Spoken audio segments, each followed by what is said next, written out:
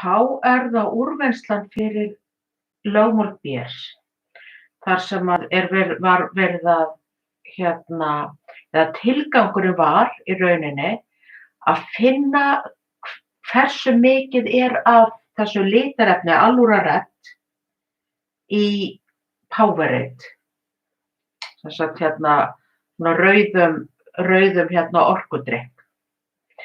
Nú, okkur var það sem að við í rauninni, þegar við erum búið með tilraunina, þá var búið að fá graf, þar sem að voru mæld Glitnir fyrir missterkar lausnir af Allurared.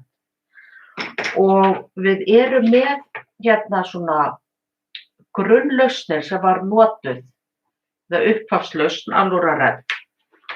Hún var með þennan styrk, 5,016 10 veldur mínus 15 mólar, svo var hún þinn, þannig erum við með styrkin þá 2/100, eða 2/10, 4/10, 6/10 og 8/10, og svo var líka mældur óþynnt þessi lausn. Og þá fáum við línu, punkta sem fundin jafna besta línu fyrir, þar sem við vorum með Glitni á móti þessu hlutfallsstyrk af þessu. Og þá grafið, ég teiknaði þetta nú reynda svolítið brattara að sjá, en erum við þá með Glitni á y-ás, hlutfallsstyrk á x-ás og þessa beinu línu, og síðan kassi þar sem linear fit, og eru gefnar þá þessar upplýsingar að absorbans sama mx plus b, þar sem m hallatalan og 1,171 og b skurðpunktur sem 0,003282. Þannig að við erum þá komin með jöfnu bestu línu fyrir þessa síðan var mælt 50% Powerade. Sá punktur var settur inn á grafið og þar fengum við Glitnina 1,072, þess að hann hér. Og við notum jöfnu bestu línu sem í rauninni bara að y sama sem þessi hallatala 1,171 sinnum x pluss 0,003282 Þið notuðu þetta ykkar línu, sem einfaldlega að gildi Glitninar, það Glitni sama sem 1,171 sinnum þessi hlutfallsstyrkur, það x-ið, plús þessi skurðpunktur 0,03282. Þetta væri jafnar sem við notum. Nú bara til skemmtunar, þá við komum til að þurfa að nota þessa sameindaformúlu til þess að því að það þurfti að finna mólmassa til þess að geta reiknað út mól á eftir. En þetta hins vegar formúlan fyrir þetta litarefni, Allurared, þar sem að þetta þá rautt á lit og gleypir ljós, og við vorum að mæla þetta við 470 nanometra bylgjulengd. En ég leyfi henni þá að fara og í úrvinnslu að þá sem sagt fyrst beðið það að nota þessa jöfnu bestu línu til þess að og Glitni gildið fyrir 50% Powerade, þegar Powerade sem búið að þynna til helminga með vatni. Og við eigum að nota þessa línu til þess að finna hlutfallsstyrkin fyrir þessa lausn. Og erum við þá með Glitni-gildið að A fyrir 50% Powerade 1,072. En við höfum hins vegar ákveðið að finna þá hlutfallsstyrkin. Við erum í rauninni að segja, ef ég er með þetta gildi, Glitnin þessi, hver þá hlutfallsstyrkurinn með því að fara hérna þá niður og þann feril. Og við setjum þetta einfaldlega inn í jöfnuna, þannig að hérna myndum við vera með það að 1,072 er sama sem 1,171 sinnum þessi hlutfallsstyrkur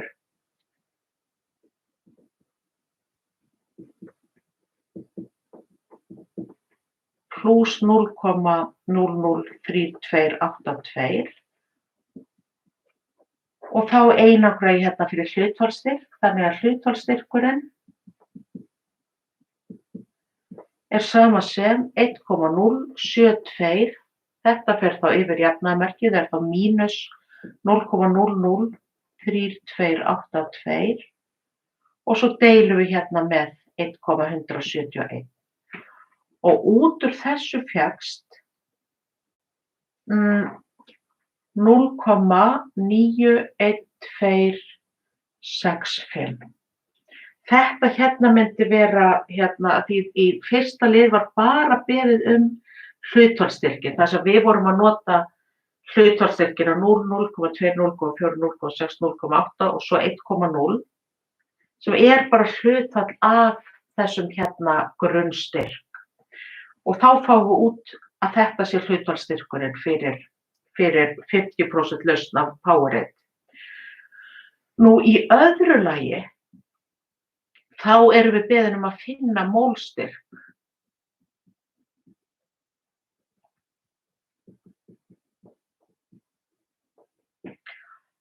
Og þá er það sem sagt í Powerade. Og nú erum við að tala 100%, því þetta er þá bara 50% laust hér. Það sem við gerum þá að við tökum þennan hlutfallsstyrk 0,91265, margfeldum þá með raunverulega styrknum 5,016 sem er 10 veldinu mínus 15 mólar og þetta myndi gefa 4,5 og ég er með svolítið marktækastafi sem náttúrulega eiga nú ekki allir rétt á sér. Þetta væri þá fyrir 50% lausn og síðan væri það þá bara sinnum 2 sem væri sama sem 9,1557 sinnum 10 veldinu mínus 15 mólar og það væri þá fyrir 100% lausn.